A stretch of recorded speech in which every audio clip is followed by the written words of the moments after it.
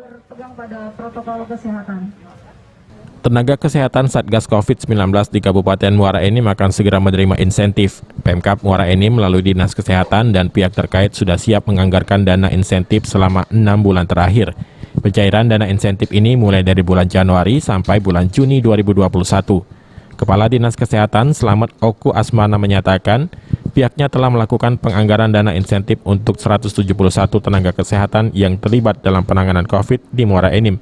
Tercatat ada 28 miliar dana insentif nakes untuk anggaran 1 tahun sudah dianggarkan, tinggal menunggu pengajuan dari OPD terkait. Dalam bulan ini nakes sudah bisa menerima pencairan dana insentif COVID-19.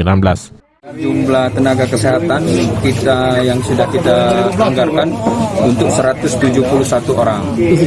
Ya, tenaga dokter spesialis, dokter umum, perawat, dan petugas-petugas lain.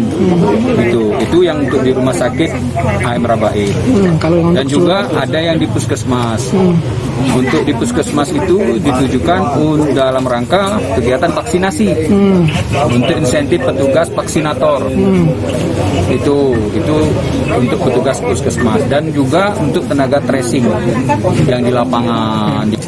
Total anggaran untuk insentif itu saat ini berjumlah sekitar 28 miliar ya? Sekitar lebih dari 28 M selama setahun.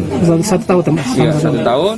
171 orang nakes ini tersebar dari RSUD, Puskesmas, Satgas Kecamatan, dan tenaga vaksinator di Kabupaten Muara Enim. Untuk pencairan insentif pertama pada tahun ini akan dicairkan Agustus. Jika pengajuan OPD sudah rampung, Pemkab sesegera mungkin bisa melakukan pencairan dana insentif nakes. Mardiansyah, PAL TV.